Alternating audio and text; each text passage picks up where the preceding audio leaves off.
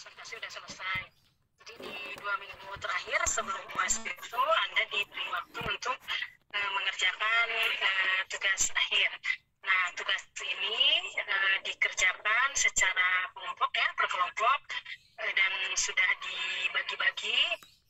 Kemudian saya juga sudah menentukan jenis kesulitan apa yang harus dibuat alat ukurnya oleh setiap kelompok. Nah, saya sudah membaginya, nanti saya share ya ke ketua kelasnya. Coba saya perlihatkan dulu ya.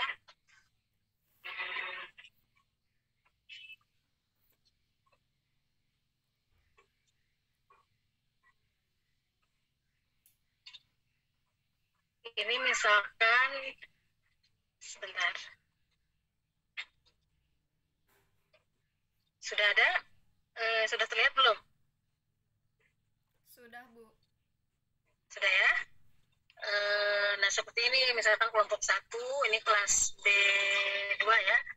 Kelas B2, kelompok 1 itu slow linear. Jadi nanti kelompok 1 yang terdiri dari Muhammad Ilyas, Fajar M. Ramadan, Linda Sari, dan Ahmad Latif Fauzi, silakan bekerja sama untuk membuat instrumen untuk mengukur slow linear. Begitupun kelompok-kelompok yang lainnya. Ini sama ya, B1 dan B2, tapi karena B2 jumlahnya lebih banyak, maka jenis kesulitan belajarnya juga saya tambahkan gitu ya. Oke. Nah, nanti saya share kelompok-kelompok ini ke ketua kelasnya untuk di-share di grup kelas. Nah, kemudian nanti saya akan memberikan contoh instrumennya ya. Sebentar.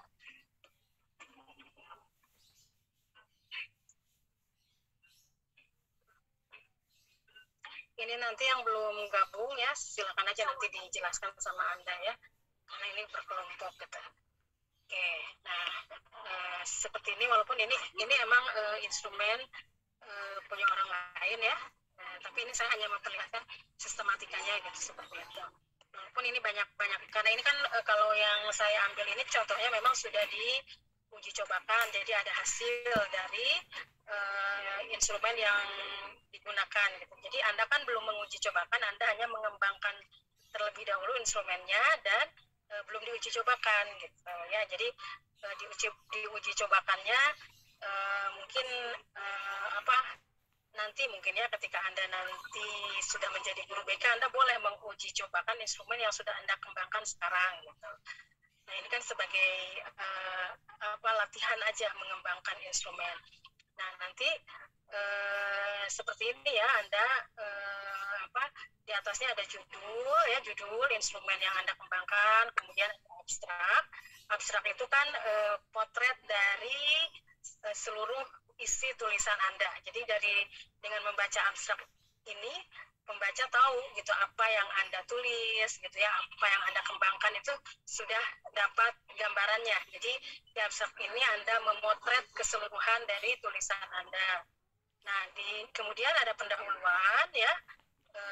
Di pendahuluan itu ya Anda jelaskan gitu kan, latar belakang gitu ya, apa pentingnya mengembangkan instrumen. Misalkan kalau slow linear, instrumen yang akan Anda kembangkan ya Anda bahas dulu kenapa slow linear ini menjadi penting untuk diangkat gitu. Kemudian kenapa instrumen untuk mengukur apakah siswa masuk kategori slow learner atau tidak itu menjadi penting. Itu kenapa dijelaskan ya rasionalnya di pendahuluan.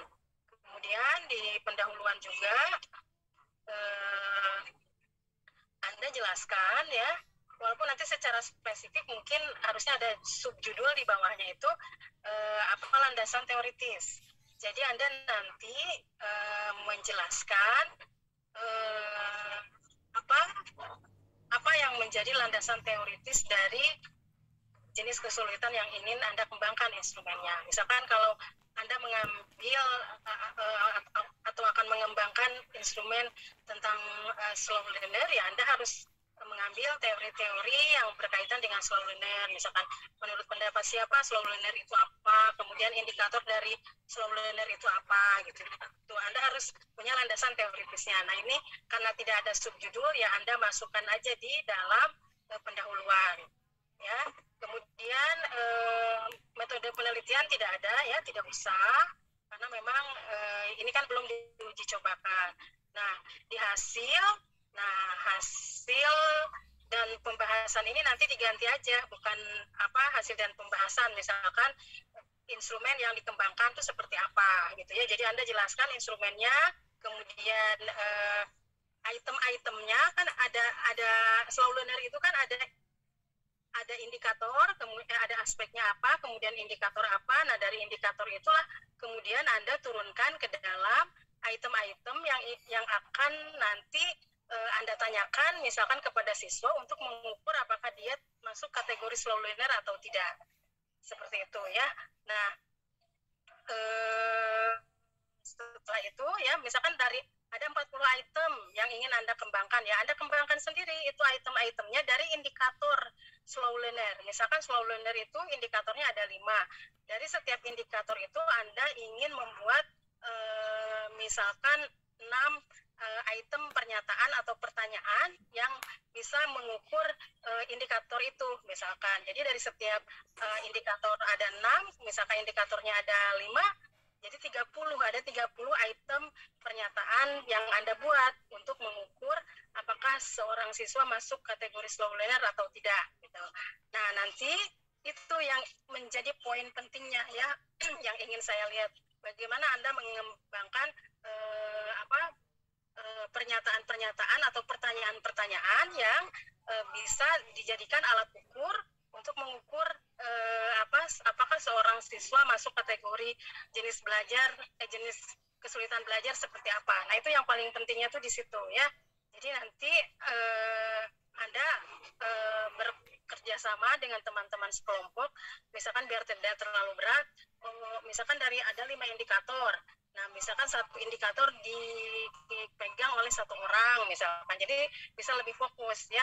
Silakan buat pernyataan-pernyataan atau pertanyaan-pertanyaan yang mengukur setiap indikator itu. Dan indikator itu tentu saja pernyataan itu tentu saja harus disesuaikan dari segi bahasa, dari segi isi gitu, dengan tingkat pemahaman siswa gitu ya. Misalkan yang akan dikembangkan adalah instrumen untuk mengukur slow learner di siswa SMP. Tentu saja nanti pernyataan-pernyataannya atau item-itemnya akan berbeda dengan misalkan instrumen yang digunakan untuk mengukur di level SMA gitu. Karena kan tingkat pemahamannya pasti berbeda gitu ya.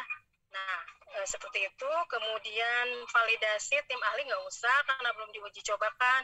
Hasil uji coba juga tidak usah ya karena belum diuji cobakan.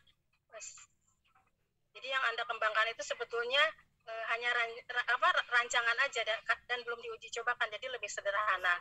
Nah, kemudian mungkin Anda langsung ke kesimpulan dan daftar rujukan.